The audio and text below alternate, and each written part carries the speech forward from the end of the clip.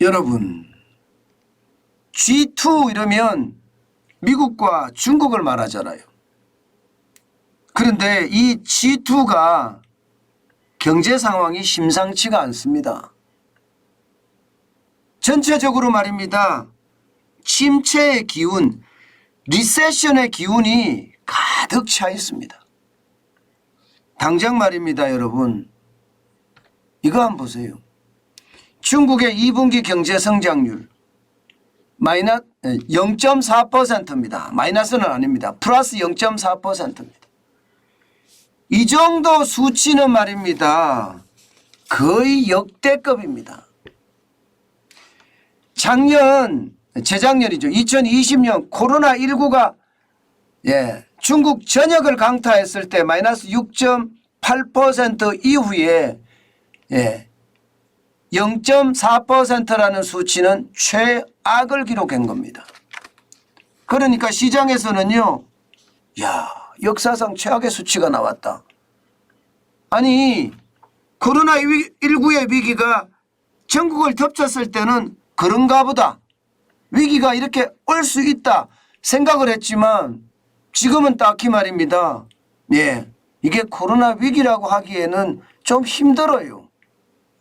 그런데도 불구하고 0.4%만 성장했다는 것은요, 중국 경제가 지금 몰락의 길로 가는 것은 아닌가. 그런 해석까지도 가능합니다. 심지어 말입니다. 올해 중국 정부는 5.5%를 성장한다고 이야기를 했지만 과연 5.5%를 성장할 수 있을까? 일단 불가능하다는 이야기가 나옵니다. 이게 내려가면 말입니다. 4% 밑으로도 내려갈 수 있다는 예측까지 나와요. 4% 밑으로. 이게 5.5%라는 게 중국의 경제 규모에서는요, 이게 최소치입니다. 5.5%를 성장해야만 실업률이 덜 생기고요. 경제가 미래를 향해서 쭉쭉 나아갈 수 있습니다. 그런데 5.5% 밑으로 떨어지잖아요. 그러면 실업률이 생겨요. 그것도 많이 생겨요. 그렇게 되면 도시근로자 중에 일 못하는 사람들도 부지기수로 늘어나게 됩니다. 이것은요, 중국 경제 전체를 악화가 양화를 구축한다고 굉장히 나쁜 영향을 미칠 수밖에 없습니다. 심지어 이 실업률이 높아지면 사회적 혼란도 예상이 된다고 이야기할 정도로 심각합니다.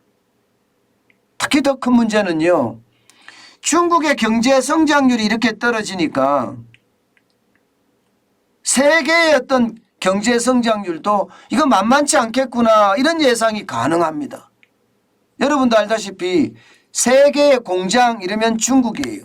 아직까지 중국에서 세계의 공장 역할을 하고 있습니다. 동남아나 인도로 좀 넘어갔다고 하지만 그 양은 아직 멀었습니다. 그런 차원에서 본다면 중국의 경제 성장률이 폭망한 것은요, 세계 경제가 지금 상황이 좋지 않다는 뜻으로도 해석이 되는 겁니다. 실제로도 말입니다, 여러분. 중국이 가장 많이 수출하는 곳이 미국이에요. 그런데 미국 경제가 지금 만만치가 않습니다. 1분기에 마이너스 1.6%를 성장을 했는데 2분기는 마이너스 2.1%가 될 거라는 그런 예측까지 나오고 있는 상태입니다. 그만큼 말입니다. 미국 경제도 지금 심상치 않은 거예요. 왜냐하면 인플레이션이 굉장히 심하잖아요. 6월에 소비자 물가가 9.1%까지 올라가니까 미국은 인플레이션 잡아야 되겠다. 그러면서 고강도 금융정책을 쓰고 있거든요. 금리를 계속해서 올리고 있습니다. 계속해서. 빅스텝에서도 모자라서 자이언트 스텝이라고 하는 0.75%까지 금리를 올리고 있는 실정이에요. 이제 다가오는 7월 27일에는요. 울트라 스텝까지도 이야기가 나옵니다. 1%의 금리를 올리겠다. 그러면 시장은 어떻게 될까요? 시장은 깜짝 놀라겠죠. 금리를 올리는 만큼 이자에 대한 부담이 크니까 그 이자에 대한 부담이 결국은요, 소비 위축으로 갈 수밖에 없거든요. 소비 위축으로 가게 되면 경제가 전반적으로 가라앉습니다. 금리는 올라가고 경제는 가라앉고, 다시 말해서 저성장, 고물가의 어떤 상황이 연출될 수도 있다는 이야기예요.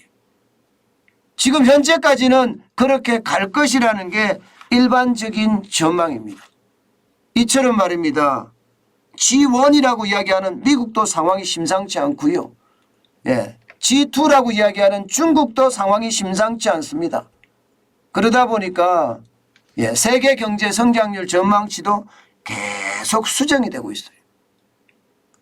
IMF는요, 세계 경제 전망치를 올해 3.6%로 잡고 있습니다. 지난 1월만 하더라도 4.4%의 성장을 할 거다 이렇게 예측을 했거든요. 그런데 이게 3.6%로 내렸고요. 대한민국도 마찬가지입니다. 대한민국도 3%에서 2.5%로 내렸습니다. 특히 말입니다. 중국 한번 보세요. 4.8%. 중국 정부의 목표치가 5.5%인데 이 5.5%는 고사하고 말입니다. 수정된 전망치는 4.4%까지 떨어졌습니다. 게다가 미국도 마찬가지죠. 4%에서 3.7%까지 떨어지고 있는 형국이거든요. 미국은 이거보다 더 많이 떨어질 수 있다는 이야기가 나오고 있습니다. EU도 마찬가지입니다. 유로존도 지금은 3.9%를 성장한다는 데서 2.8%로 낮췄지만 이거보다가 훨씬 더 많이 떨어질 수밖에 없다는 게 지금 시장 전문가들의 예측입니다. 그렇게 되면 여러분 보세요. 지금 미국의 상황이 심각하죠. 중국은 성장률이 폭망이죠. 유럽은 전쟁 때문에 성장률이 더 떨어진다고 이야기합니다.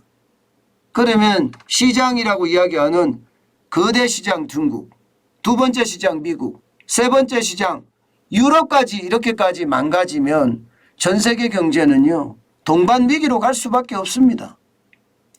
대한민국도 결국은 동반 위기에 편성을 해서 위기의 상황이 점점 커질 수밖에 없는 겁니다.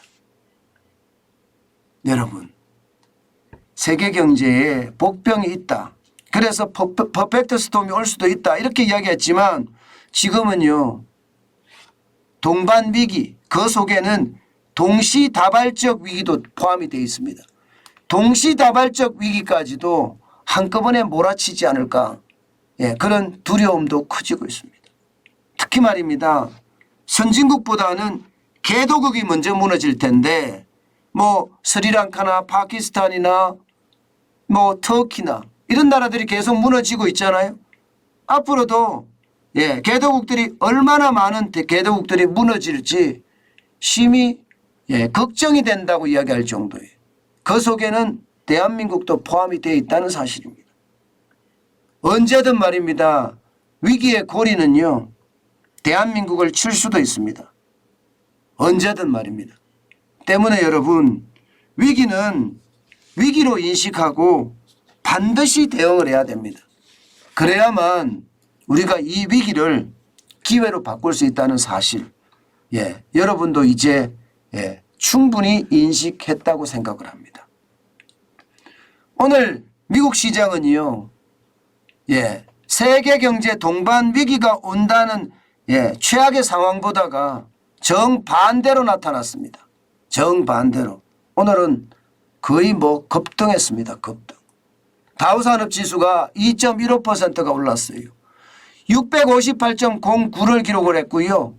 31,288.26으로 마감했습니다. 지난 3일간 계속 떨어지다가 그죠? 이제 다우산업이 좀 올라가는 그런 기술적 반등의 양상을 보였습니다. 물론 미국의 소매 판매가 1% 정도 늘어났다. 또 미시간대의 소비자 심리지수가 조금 상승했다. 이런 것이 시장에 작용을 했는 것은 사실이에요. 그러나 말입니다.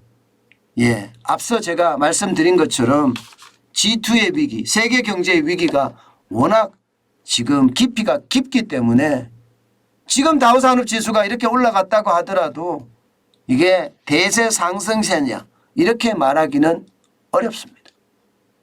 기술주 중심의 나스닥도 마찬가지입니다. 1.79% 급등했습니다. 201.23을 기록했고요. 11,452.42로 마감했습니다. 예, 시장 자체는요.